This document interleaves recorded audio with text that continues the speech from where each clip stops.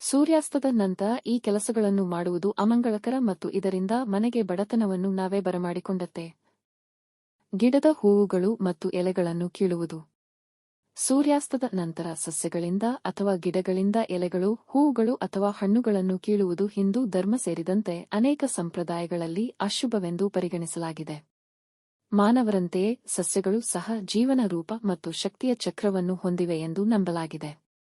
ಮನುಷ್ಯರು ರಾತ್ರಿಯಲ್ಲಿ ವಿಶ್ರಾಂತಿ ಪಡೆಯುತ್ತಾರೆ ಮತ್ತು ಅವರ ದೇಹವು ಸೂರ್ಯಾಸ್ತಮಾನದೊಂದಿಗೆ ವಿಶ್ರಾಂತಿ ಪಡೆಯುತ್ತದೆ. ಅದೇ ರೀತಿಯಲ್ಲಿ ಸಸ್ಯಗಳು ಅದೇ ಚಕ್ರಕ್ಕೆ ಒಳಗಾಗುತ್ತವೆ.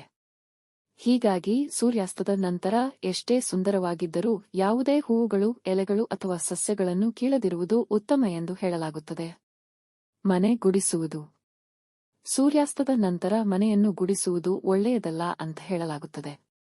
ಸೂರ್ಯಾಸ್ತದ ನಂತರ ಮನೆಯನ್ನು ಪೊರಕೆಯಿಂದ ಗುಡಿಸುವುದು ಅಥವಾ ನೆಲವನ್ನು ಬಟ್ಟೆಯಿಂದ ಒರೆಸುವುದು ಸಹ ಮಾಡಬಾರದಂತೆ. ಏಕೆಂದರೆ ಸಂಪತ್ತು ಮತ್ತು ಅದೃಷ್ಟದ ದೇವತೆ ಲಕ್ಷ್ಮೀ ದೇವತೆ ಸಂಜೆಯ ಸಮಯದಲ್ಲಿ ಭಕ್ತರ ಮನೆಗೆ ಬರುತ್ತಾಳೆ ಎಂದು ಹೇಳಲಾಗುತ್ತದೆ.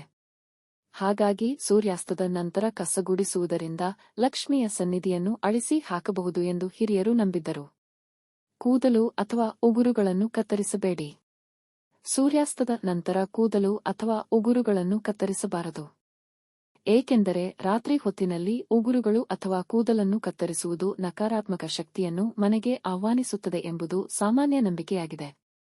ಉಗುರುಗಳ ಚೂಪಾದ ತುದಿಗಳು ಮತ್ತು ಜಾರು ಕೂದಲು ನಕಾರಾತ್ಮಕತೆ ಮತ್ತು ದುಷ್ಟತನಕ್ಕೆ ಒಂದು ಮ್ಯಾಗ್ನೆಟ್ ಆಗಿರಬಹುದು.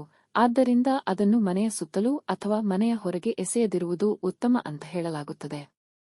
ನಂಬಿಕೆಗಳ ಹೊರತಾಗಿ ಪ್ರಾಯೋಗಿಕವಾಗಿಯೂ ಸಹ ಇದು ಒಳ್ಳೆಯದಲ್ಲ. ಏಕೆಂದರೆ ಸುಮಾರು 100–200 ವರ್ಷಗಳ ಹಿಂದೆ ಸೂರ್ಯನ ಬೆಳಕು ಜನರಿಗೆ ಬೆಳಕಿನ ಏಕೈಕ ಮೂಲವಾಗಿತ್ತು.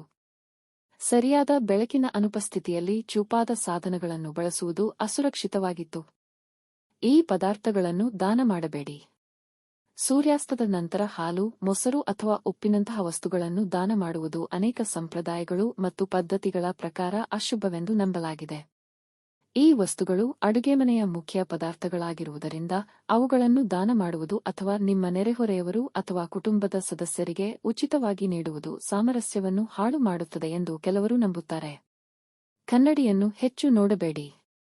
ಕನ್ನಡಿಗಳು ಶಕ್ತಿಗಳನ್ನು ಪ್ರತಿಬಿಂಬಿಸುತ್ತವೆ, ಆತ್ಮಗಳನ್ನು ವರ್ಗಾಯಿಸುತ್ತವೆ, ಜನರನ್ನು ಬಲೆಗೆ ಬೀಳಿಸುತ್ತವೆ ಮತ್ತು ಹೆಚ್ಚಿನದನ್ನು ಮಾಡಬಹುದು ಎಂದು ನಂಬಲಾಗಿದೆ.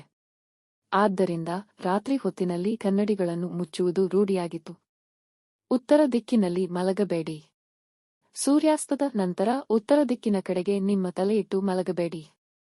ಹಿಂದೂ ನಂಬಿಕೆಗಳ ಪ್ರಕಾರ ಕಾಂತೀಯ ಕ್ಷೇತ್ರಗಳೊಂದಿಗೆ ದೇಹದ ಜೋಡಣೆಯು ಶಕ್ತಿಯ ಹರಿವಿನಲ್ಲಿ ಒಂದು ಪಾತ್ರವನ್ನು ವಹಿಸುತ್ತದೆ. ಉತ್ತರ ದಿಕ್ಕಿನಲ್ಲಿ ಮಲಗುವುದು ಈ ಜೋಡಣೆಗೆ ಅಡ್ಡಿಪಡಿಸುತ್ತದೆ, ಅಸ್ತವ್ಯಸ್ತವಾಗಿರುವ ಶಕ್ತಿಗಳಿಗೆ ಕಾರಣವಾಗುತ್ತದೆ ಮತ್ತು ನಂತರ ಪ್ರಕ್ಷುಬ್ಧ ನಿದ್ರೆ ಮತ್ತು ಆರೋಗ್ಯದ ಮೇಲೆ ನಕಾರಾತ್ಮಕ ಪರಿಣಾಮಗಳು ಉಂಟಾಗುತ್ತವೆ. ತುಳಸಿ ಗಿಡಕ್ಕೆ ನೀರು ಹಾಕಬೇಡಿ. ತುಳಸಿ ಗಿಡವನ್ನು ಪೂಜಿಸುವ ಜನರು ಸೂರ್ಯಾಸ್ತದ ನಂತರ ಅದಕ್ಕೆ ನೀರು ಹಾಕಬಾರದು. ತುಳಸಿ ಒಂದು ಪವಿತ್ರ ಸಸ್ಯವಾಗಿದ್ದು ಅದಕ್ಕೆ ಬೆಳಗ್ಗೆ ನೀರು ಹಾಕಬಹುದು.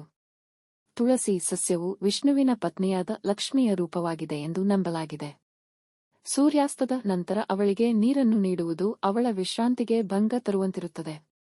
ಈ ವಿಡಿಯೋ ನಿಮಗೆ ಇಷ್ಟವಾದಲ್ಲಿ ಲೈಕ್ ಮಾಡಿ ಮತ್ತು ನಿಮ್ಮ ಸ್ನೇಹಿತರ ಜೊತೆ ಶೇರ್ ಮಾಡಿ. ಹಾಗೆಯೇ ನಮ್ಮ ಹೊಸ ವಿಡಿಯೋಗಳನ್ನು ನೀವು ತಕ್ಷಣ ಪಡೆಯಬೇಕೆಂದಿದ್ದರೆ ಚಂದಾದಾರರಾಗಿ ನಮ್ಮ ಚಾನೆಲ್ ಪಕ್ಕದಲ್ಲಿರುವ ಬೆಲ್ ಐಕಾನ್ ಒತ್ತಿರಿ. ಧನ್ಯವಾದಗಳು.